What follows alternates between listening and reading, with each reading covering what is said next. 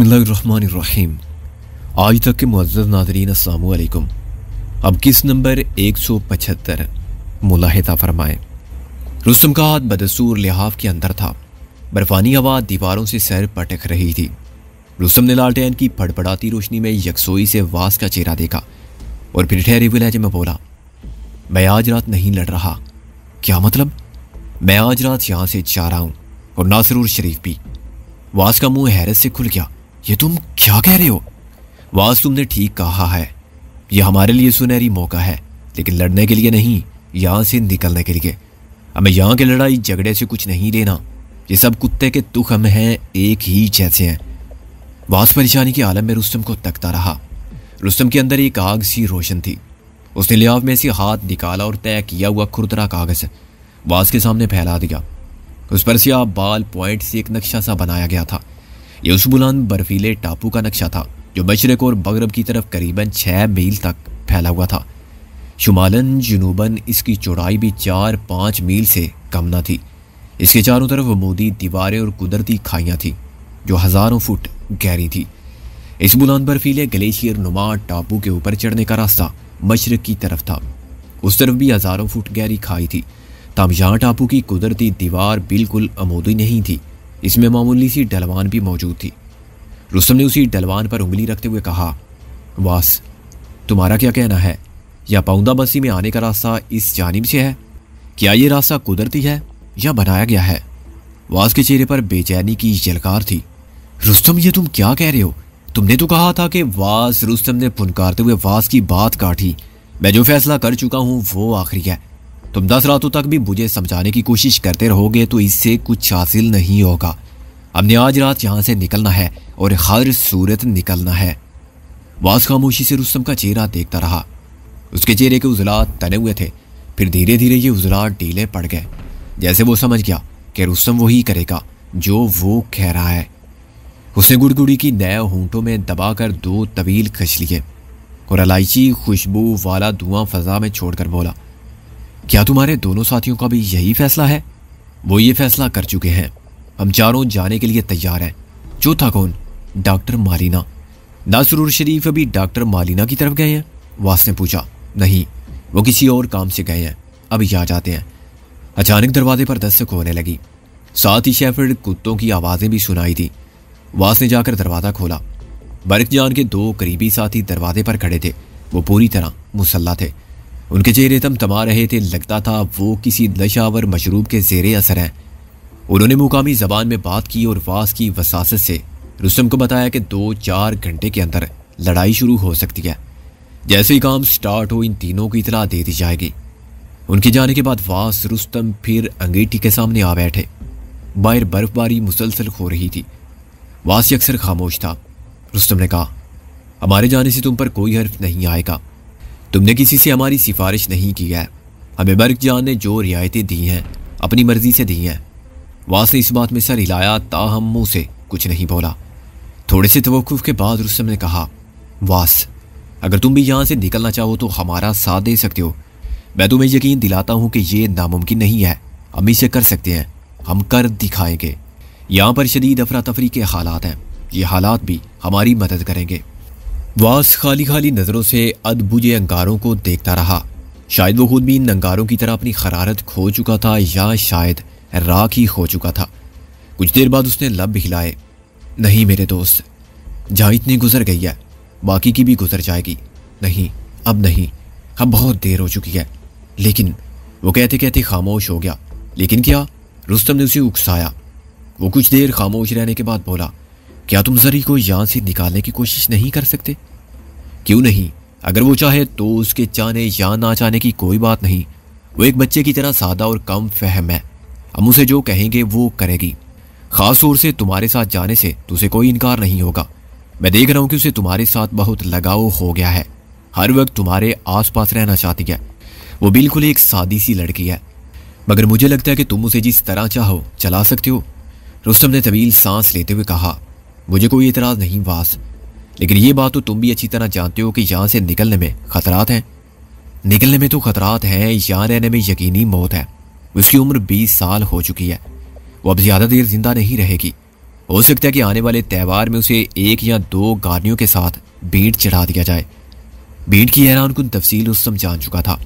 इस मौजू पर कुछ देर बात हुई, फिर यह तय हो गया कि आज रात लड़ाई होती है और इस लड़ाई के दौरान रुस्तम और इसके साथी टापू से निकलने की कोशिश करते हैं तो जरी भी उनके साथ होगी। इस गुफ्तगू के बाद रुस्तम और वास एक बार फिर कागज पर बने दस्ती नक्शे की तरफ मुतवज्जो हो गए। रुस्तम ने उलझे हुए अंदाज में कहा, वास, क्या ये जगह वाकई उसी तरह है जिस तरह तुमने इस स्केच में दिखाई है? मेरा मतलब है कि अपने इर्द गिर्द के इलाके से हजारों फुट ऊपर उभरी हुई एक हमवार सतह जिसके चारों तरफ कुदरती तौर पर उमूदी दीवारें हैं। बिल्कुल, ये ऐसे ही है। इसको तुम हमवार सतह वाला एक मुकअब पहाड़ भी कह सकते हो। दुनिया के मुख्तलिफ कोहिस्तानी इलाकों में इस तरह के रकबे पाए जाते हैं। ये बर्फानी और गैर बर्फानी दोनों तरह के पहाड़ों में होते हैं। श्रीलंका में ऐसे ही एक मुकअब पहाड़ को दुनिया का 8वां अजूबा करार देने की बातें हुआ करती थी। ज़ेरे ज़मीन अजीम शान प्लेटों की हरकत से पहाड़ी सिलसिलों में जो टूट फूट होती है उसमें ऐसे रकबे नमूदार होते हैं। हमारी ज़मीन पर लाखों मुरब्बा मील पर फैले हुए ये कोहिस्तानी सिलसिले कुदरत की सनाई का हैरानकुन नमूना है। नांगा पर्वत के जुनूबी चेहरे को तो तुम जानते हो। रुस्तम ने नफी में सर हिलाया। नांगा पर्वत की इस रुख को रोपल फेस कहा जाता है। समझो कि एक 4,500 मीटर ऊंची उमूदी चट्टान है जो देखने वाले को शशदर कर देती है। जरा गौर करो, 4,500 मीटर यानी तकरीबन 14,700 फुट ऊंची एक चट्टान। इन पहाड़ों के जाविये और रुख ऐसे ही नाकाबिले फहम होते हैं। रुस्तम की निगाहें स्केच पर जमी हुई थी। वो इस बर्फानी टापू के एक जनूबी किनारे पर उंगली रखते हुए बोला, तुमने इसी किनारे के बारे में बताया था ना, जहां से रस्सियों के जरिए उतरने की कोशिश की जा सकती है। वास ने ताज्जुब से रुस्तम को देखा। तुम ठीक तो हो? तुम्हारा मतलब है कि तुम उस बर्फानी रात में इन औरतों के साथ इस जगह से उतरने की कोशिश करोगे, और वो भी रस्सियों के जरिए? रस्सियों के जरिए नहीं, को पैमाई के मुकम्मल सामान के जरिए। क्या मतलब? हमारे पास पहाड़ों पर चढ़ने उतरने का सामान मौजूद है। वास की हैरत में इजाफा हुआ। ये क्या कह रहे हो तुम? कहां से आया सामान? रुस्तम ने अपने बालों को पेशानी से पीछे हटाया और वास की तरफ देखते हुए बोला, तुमने इन अंग्रेज मियां बीवी का जिक्र किया था ना, जो 7-8 साल पहले सब गंदल की खोज में यहाँ आए थे और पकड़े गए थे। वास ने इस बात में सर हिलाया। रुस्तम ने बात जारी रखते हुए कहा, औरत तो 4-5 साल पहले नमूनिये से मर गई थी, लेकिन वो अंग्रेज शख्स अभी जिंदा है। उसका नाम जॉनसन है। तुम उसी की बात कर रहे हो ना? हाँ, उसी की। शायद तुम्हें याद ना हो, और मियाँ बीवी के सामान में को पैमाई का सामान भी था। ये सामान दीगर एशिया के साथ शूतम के मुआवजों ने अपने कब्जे में ले लिया था। वास ने उलझे हुए अंदाज में इकरार में सर हिलाया। गालबन उसे याद आ रहा था और नहीं भी आ रहा था। रुस्तम ने कहा, वो सामान अब काफी अरसे से जॉनसन के पास है। वो कैसे? वास की हैरत बढ़ गई। बस जॉनसन ने 2-3 साल पहले उसे किसी तरह हासिल कर लिया था। सामान का थैला दूसरी बहुत सी बेकार चीजों के साथ गोदाम में पड़ा था। जॉनसन ने गोदाम के एक निगरान को अपने हाथ की बनाई हुई लकड़ी की 3 कुर्सियां दी और बदले में थैला ले लिया। वो थैला अब तक जॉनसन के घर में सेहन में दबा रहा है। वास की पेशानी पर सोच की लकीरें फैलती जा रही थी। वो बात की तह तक पहुंच गया था। तो वो जॉनसन भी तुम्हारे साथ जा रहा है? रुस्तम ने इस बात में सर हिलाया। नासिर और शरीफ उसी की तरफ गए हैं, प्रोग्राम को आखिरी शक्ल देने। तुम रुस्तम ही नहीं, छुपे रुस्तम भी हो। चुपके चुपके लगे रहे और मुझसे छुपाते भी रहे। मैं तुम्हें किसी भी मंसूबाबंदी में शरीक करना नहीं चाहता, और यही तुम्हारे हक में बेहतर है। वैसे भी जॉनसन से राब्ते और प्रोग्राम बनाने का सारा काम नासिर ने अंजाम दिया है। वास ने गुड़गुड़ी का धुआं फजा में छोड़ा। रुस्तम, जो कुछ तुम करना चाह रहे हो, ये नामुमकिन तो शायद ना हो, लेकिन बहुत मुश्किल जरूर है। खास तौर से रात के वक्त रस्सों के जरिए नीचे उतरना। जो लोग को पैमाई को पूरी तरह समझते हैं वास, वो कहते हैं कि अगर सामान पूरा हो तो ये काम इतना मुश्किल नहीं जितना नजर आता है। लेकिन बात सिर्फ नीचे उतरने ही की तो नहीं है, तुम्हें वहां पर मौजूद पहरेदारों से भी तो निमटना होगा। तुम अच्छी तरह जानते हो वास, असल मसला नीचे उतरने का ही है। पहरेदार वहां 2-4 से ज्यादा नहीं होंगे। कुछ देर बाद नासिर और शरीफ भी आ गए। उनकी बरसातियों पर बर्फ पड़ी हुई थी। चेहरों पर दबा दबा सा जोश था। बेड़ियां खुलने के बाद वो खुद को परिंदों की तरह हल्का फुल्का महसूस कर रहे थे और पैदल चलना उनके लिए एक तफरीह जैसा हो गया था। रुस्तम ने उन दोनों को भी गुफ्तगू में शरीक कर लिया। नासिर ने इस फैसले को सराहा कि जरी भी उनके साथ जाएगी। दरहकीकत जरी के लिए इस काम में किसी तरह का कोई रिस्क नहीं था। बिलफर्ज वो लोग अपनी कोशिश में नाकाम रहते और पकड़े भी जाते तो जरी से किसी तरह की बाज पुरस नहीं होनी थी। मौत से बड़ी सजा भला और क्या हो सकती थी। और ये सज़ा तो उस बेचारी को बगैर किसी जुर्म के भी मिलने वाली थी। वो गारनी थी और गारनी का मुकद्दर ही जवानी की मौत था।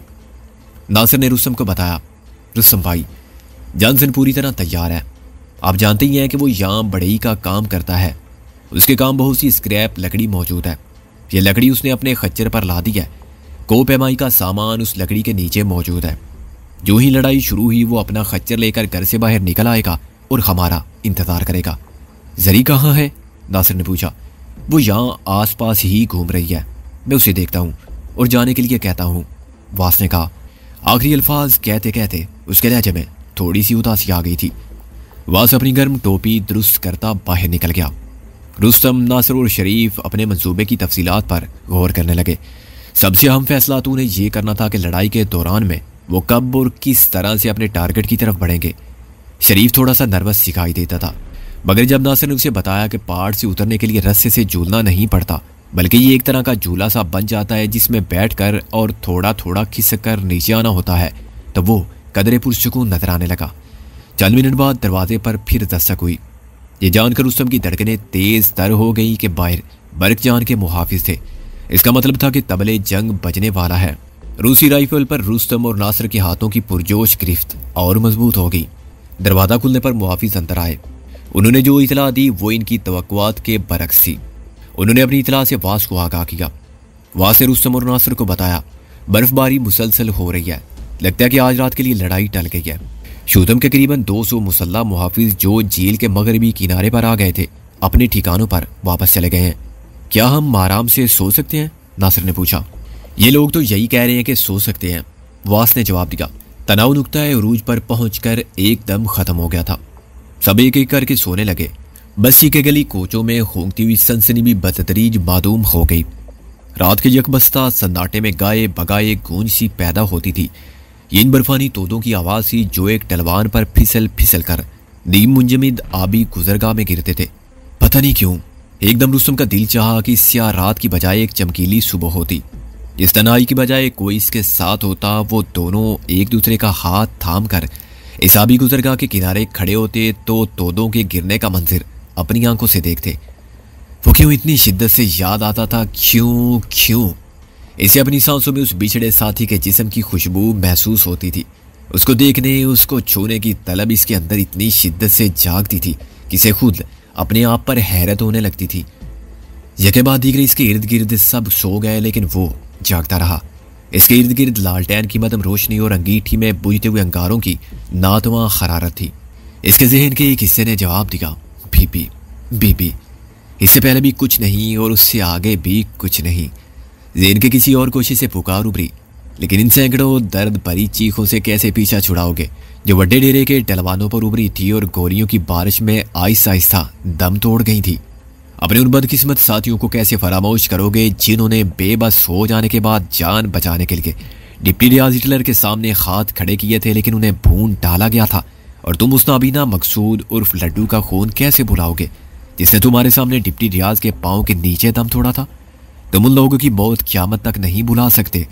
पोठोहार की घाटियों में बह जाने वाला हर खूनी कतरा, डूब जाने वाली हर नब्ज और बुलंद होने वाली हर फरियाद तुम्हारा पीछा करेगी। तो फिर मेरी जिद्दोजहद का क्या फ़ायदा? मैं इस ठंडी दोज़ख से निकल भी गया और अपनी बीबी तक पहुंच भी गया, तो जुदाई तो फिर भी साथ रहेगी। बीबी के साथ ज़िंदगी गुजारना तो फिर भी नसीब नहीं होगा, ये तो दोहरी जुदाई होगी। वह बहुत देर तक अपने आप से दस्तों गिरेबान रहा, खुद ही दलाइल देता रहा, खुद ही उन्हें रद्द करता रहा। ये बात तो तय थी कि वो अपने दुश्मनों का चढ़ाया हुआ कर्ज भुलाकर बीबी के साथ किसी पुरसुकून कोशे की तरफ हिजरत नहीं कर सकता था। दूसरी तरफ बीबी से इजाज़त लिए बगैर शायद मरना भी इसके लिए मुमकिन ना था। इसके जज्बे अनोखे थे, इसका इश्क अजीब था।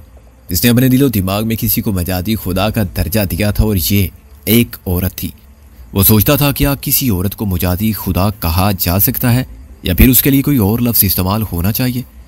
इस चार दीवारी से बाहर, इस बस्ती से आगे तारीक पहाड़ों पर, पहाड़ी नालों पर, ग्लेशियर्स पर और इनसे आगे दूर केटू की अजीम टलवानों पर बर्फ गिरती रही और वो सोचता रहा।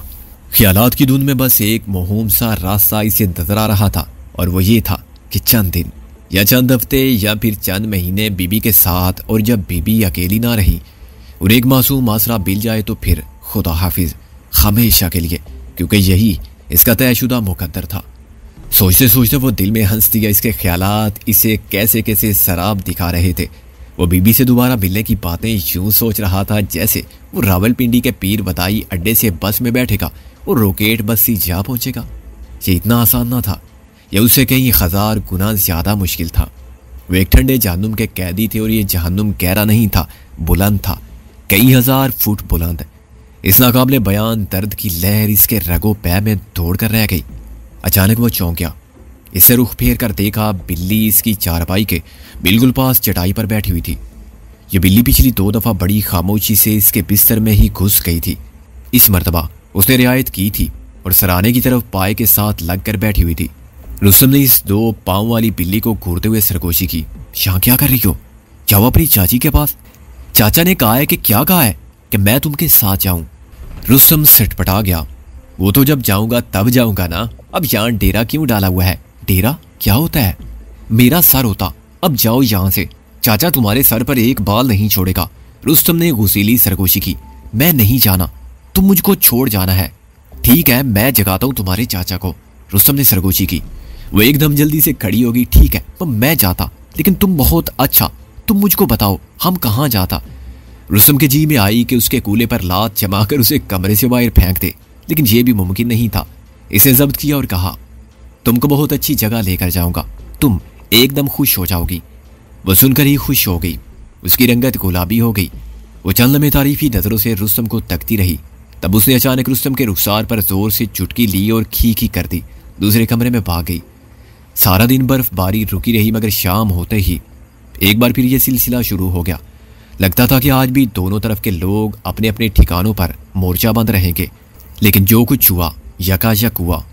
पहले खूह से कुछ फासले पर 10 बम्बों के 3-4 जोरदार धमाके हुए। फिर दफातन अंधाधुंध फायरिंग शुरू हो गई। बस्ती की गलियों में खलचल बच गई। घोड़े दौड़ने लगे और ललकारे यकबस्ता फजा को गरमाने लगे। वास दौड़ता हुआ आया। उसने सफेद चेहरे के साथ बताया कि लड़ाई शुरू हो गई है। उसके साथ ही वो जरी को गले लगाकर रोने लगा। वास की बीवी भी आबदीदा थी। रुस्तम ने जरी का बाजू पकड़ा और उसे बाहर तारीकी में ले आया। नासिर, शरीफ और बालीना इसके हकम में थे। वो घंटों से इस सूरत हाल के लिए तैयार बैठे हुए थे। वास और वास की बीवी से रुखसत होते हुए वो दौड़ते हुए बस्ती के मशरकी किनारे की तरफ बढ़े। गलियों में तहलका सा मचा हुआ था। कोई किसी की तरफ ध्यान नहीं दे रहा था। 2-3 बर्फीली गलियों में से गुजरने के बाद इनका छठा साथी इनके साथ शामिल हो गया। ये जॉनसन था। इसकी उम्र 50 के लगभग थी, मगर सेहत बहुत अच्छी दिखाई देती थी। उसकी छोटी छोटी दाढ़ी थी और वो मुकामी लिबास में मुकामी ही नजर आता था। लकड़ियों से लदे हुए खच्चर की रस्सी उसके हाथ में थी। कोई पूछेगा नहीं किस वक्त लकड़ियां कहाँ ले जा रहे हो? नासिर ने जॉनसन से अंग्रेजी में पूछा। इस वक्त किसी को कुछ पूछने का होश ही नहीं है, जॉनसन ने कहा। अगर कोई पूछेगा तो भी इसका माकूल जवाब मेरे पास मौजूद है। वो क्या? आगे लश्करी मोर्चों में मौजूद है। वहां आग जलाने के लिए ईंधन बस्ती से ही जाता है। अचानक फायरिंग में तेजी आ गई। मशरकी किनारे पर तारीकी में हर तरफ चिंगारियां सी छूटती नजर आईं। एक जख्मी को हाथों पर उठाए 3 अफराद तेजी से बस्ती की तरफ आ रहे थे। उस शख्स के सर पर कुल्हाड़ी लगी थी। उसके ऊनी कपड़े लहू लोहान हो रहे थे। बस्ती से बाहर निकलते ही बरक जान के चंद मुसल्ला साथियों ने रुस्तम और नासिर को देख लिया। उन्होंने इन दोनों के हाथ में एक एक छोटे दस्ते की कुल्हाड़ी थमा दी और इशारों से बताया कि अभी तो फायरिंग हो रही है, लेकिन 10-10 लड़ाई की नौबत भी आ सकती है। उस लड़ाई में ये कुल्हाड़ी काम आएगी। रुस्तम ने नासिर से कहा, हम दोनों पर बर्क के आदमियों की खास नजर है। हमने अभी अपना रुख तब्दील कर लिया तो इनको शुबा हो जाएगा। फिर क्या किया जाए? बेहतर है कि हम दोनों कुछ देर के लिए लड़ाई में शरीक हो जाएं। बाकी सब अपने अपने रुख पर बढ़ते जाएं। मौका मिलते ही हम भी इनके पीछे चले जाएंगे। नासिर ने अंग्रेजी में यह बात जॉनसन को समझा दी। अब मसला जरी का था। रुस्तम ने उसे और मालिना को जॉनसन के साथ जाने को कहा तो जरी अटक गई। मैं नहीं जाऊंगा, तुम के साथ जाऊंगा, तुम बहुत अच्छा आदमी। ये सब भी बहुत अच्छा। रुस्तम ने दांत पीस कर कहा, चलो जाओ इनके साथ। रुस्तम की गहरी संजीदगी देखकर वो जरा सा घबराई, लेकिन वहीं खड़ी रही। उसे समझाने में रुस्तम को 2-3 मिनट लग गए। गहरी तारीकी और बर्फबारी में वो लोग मुख्तलिफ इतराफ में भाग दौड़ कर रहे थे। वो 6 के 6 पहले ही एक साथ ही एक रुख पर चलते रहे। फिर रुस्तम और नासिर का रुख तो लड़ाई की तरफ हो गया, मगर बाकियों ने गैर महसूस तौर पर अपना रुख तब्दील कर लिया। करीबन 100 मीटर आगे बरक जान के जान निसारों ने एक बुलंदी पर पोजीशनें संभाल रखी थी और अंधाधुंध फायरिंग कर रहे थे। एक सफ़ेद दरख्त के पास बरक जान खुद मौजूद था। और अपना इकलौता हाथ लहरा लहरा कर अपने साथियों का हौसला बढ़ा रहा था। रुस्तम और नासिर ने भी एक ओट के पीछे लेटकर रूसी राइफलों के कंधे अपने कंधों से लगा लिए और फायरिंग में शरीक हो गए। मुखालिफ सम से आने वाली गोलियां जब ब्रेस्ट की शक्ल में बर्फ से टकराती थी तो बर्फ पानी की बौछार की तरह हवा में उछलती थी और राइफल बरदारों पर गिरती थी। रुस्तम और नासिर को फायरिंग करते बमुश्किल 2-4 मिनट ही हुए थे कि बर्क जान के करीबन 100 साथियों ने अचानक एक पुरजोश नारा बुलंद किया और पोजीशनें छोड़कर आगे की तरफ दौड़े। वो दुश्मन पर चार्ज कर रहे थे। रुस्तम और नासिर के देखते ही देखते चार्ज करने वाले कई अफराद फायरिंग से जख्मी होकर गिरे, तब बाकी सब अफराद अपने मुखालफों की पोजीशनों तक जा पहुंचे। वहां से कुछ अफराद तो भागकर अपनी पिछली पोजीशनों पर चले गए। जो डटे रहे उनके साथ बर्क जान के साथियों की 10 बदस लड़ाई शुरू हो गई। इसी दौरान में दस्ती बब्बों के चंद खौफनाक धमाके भी हुए। रुख तब्दील करने के लिए ये बेहतरीन मौका था। रुस्तम और नासिर अपनी जगह से उठे और ताज़ा गिरी हुई बर्फ में रास्ता बनाते जुनूब की सम हटने लगे। सख्त सर्दी के सबब रुस्तम की मुतासरा टांग में ईंठन थी और वह लंगड़ाता हुआ चल रहा था। करीबन 5 मिनट में वो फायरिंग और वहशियाना ललकारों की आवाज़ों से काफ़ी दूर निकल आए। इन्हें रास्ते में कोई रुकावट नजर नहीं आ रही थी, कहीं कोई मुहाफिज भी दिखाई नहीं दिया। जल्दी ने बर्फ पर अपने साथियों के कदमों के गहरे निशान मिल गए। खच्चर के पाँव के निशानात ने तस्दीक की कि ये उनके हमराइयों के नकूशे पाई हैं। कुछ फासला मजीद तय करने के बाद वो फिर इकट्ठे हो गए। जॉनसन, शरीफ, जरी, मालिना बर्फ के कुदरती साइबान के नीचे रुके हुए थे। रुस्तम को देखती जरी लपक कर आई और इसके बाजू से लगकर खड़ी हो गई, जैसे वो एक छोटी सी बच्ची हो और इसे रास्ता बोलने का डर हो। रुस्तम ने शरीफ से पूछा, तुम लोग यहाँ क्यों रुक गए हो? इन गोरे साहब से पूछो बराज ही, ये रुक गए तो हम भी रुक गए। रुस्तम ने देखा कि देर उमर जॉनसन एक दरख्त के सूखे तने से टेक लगाए खामोश बैठा हुआ था। वो अपने हुलिये और लिबास के एतबार से बिल्कुल मुकामी ही दिखाई देने लगता था। माहौल और रहन सहन इंसान की जिंदगी पर बड़ी तेज रफ्तारी से असरात करते हैं। रुस्तम ने सवालिया नजरों से नासिर की तरफ देखा। नासिर जॉनसन के पास पहुंचा और उससे रुकने की वजह दरियाफ्त की। दोनों कुछ देर तक आपस में खुसर पुसर करते रहे। तब नासिर धीमे कदमों से रुस्तम की तरफ आ गया। उसके हाथ में किसी परिंदे का मुर्दा जिस्म था।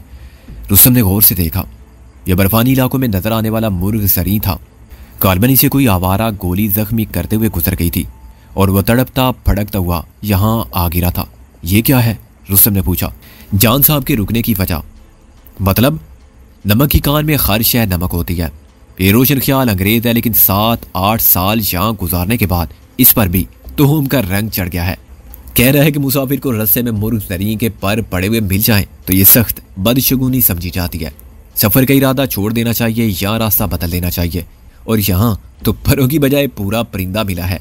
यार समझाओ इस बांदर को, हमारे पास ज्यादा वक्त नहीं है, रुस्तम ने चिल्ला कर कहा। नासिर फिर जॉनसन के पास चला गया। दोनों में 2-3 मिनट बात हुई। फिर नासिर उसे समझाने में कामयाब हो गया। परिंदे को बर्फ में दबाकर इन्होंने फिर सफर शुरू कर दिया। वो मुसलसल टापू के किनारे की तरफ बढ़ रहे थे। लड़ाई का हंगामा दम बदम इनसे दूर होता चला जा रहा था। जूं जूं वो आगे बढ़ रहे थे, खच्चर को चलने में दुश्वारी होती जा रही थी। इन्होंने एक जगह खच्चर को रोककर उस पर लदे हुए ईंधन में से अपना मतलूबा सामान निकाल लिया और उसे आज़ाद कर दिया। मतलूबा सामान एक थैले की शक्ल में था जिसमें को पैमाई के लवाजमात मौजूद थे। ये थैला नासिर ने अपनी पुश्त पर फिक्स कर लिया। खच्चर से फारिग होने के बाद इन्होंने बाकी मांदा फासला निस्बतन तेजी से तय किया और करीबन आध घंटे में उस मुकाम तक पहुंच गए जहां उस मुकाम पहाड़ की हमवार सतह यकदम खत्म हो जाती थी और आगे सैकड़ों फुट गहरी खाई थी। इस खाई में उतरने का मतलब इस मुकाम पहाड़ पर से उतरना था। किनारे के करीब पहुंचकर वो मोहतात हो गए। नासिर ने शरीफ और जॉनसन को समझाया, तुम चारों यहाँ रहोगे, हम दोनों आगे जाते हैं और देखते हैं कि कोई रुकावट तो नहीं है। तुम भी अपनी गन तैयार रखो और अगर कोई खतरा नजर आए तो फायर करके हमें इतला दो। आप फिक्र ही ना करें जी, शरीफ ने पंजाबी में तसल्ली दी। वह खुद को हालात के मुताबिक डालने की कोशिश कर रहा था। बेशक वो दलेर और चौकस शख्स था, मगर इस किस्म के हालात से उसका कभी वास्ता नहीं पड़ा था। रुस्तम और नासिर इतिहास से आगे बढ़े जहाँ हवा चल रही थी और सर्दी की शिद्दत में कई गुना इजाफा हो गया था। जल्दी इन दोनों को लकड़ी का वो मजबूत कैबन नजर आ गया जो बर्फबारी से यकसर सफ़ेद हो गया था। रुस्तम और नासिर की मालूमात के मुताबिक इस तरह के कैबन इस टापू के किनारे अहम जगहों पर बनाए गए थे। इसका मकसद आने जाने वालों पर निगाह रखना था। लकड़ी का कैबन गहरी तारीकी में डूबा बर्फ की मोटी चादर उड़ता चला जा रहा था। लगता था कि यह कैबन किसी के इस्तेमाल में नहीं और अगर कोई यहाँ रहता भी है तो फिलहाल इस पोस्ट को खाली छोड़कर बस्ती के हंगामे में शरीक हो चुका है। मसला साफ लग रहा है। नासिर ने सरगोशी की। लगता तो ऐसी है, मगर रुस्तम को फिक्रा अधूरा छोड़ना पड़ा। ये आवाज सुन रहे हो तुम? रुस्तम ने कहा। नासिर के कान भी खड़े हो गए। हो गॉड, ये तो कुत्तों की आवाजें हैं। नासिर ने तस्दीक की। और हमारी ही तरफ आ रहे हैं, रुस्तम ने कहा। दोनों तैयार हो गए। सिर्फ 1 मिनट बाद इन्होंने 2 सेंट बर्नार्ड नस्ल के कुत्तों और 2 मुहाफिजों को अपने सामने पाया। मुहाफिजों के सर और चेहरे चर्मी बरसातियों की टोपियों में छुपे हुए थे। छोटी नाल की रूसी राइफलें उनके हाथों में थी। रुस्तम और नासिर को देखते उन्होंने जोर से ललकारा मारा। गालिबन अपनी जबान में वो इन्हें धमका रहे थे और हाथ ऊपर उठाने का हुक्म दे रहे थे।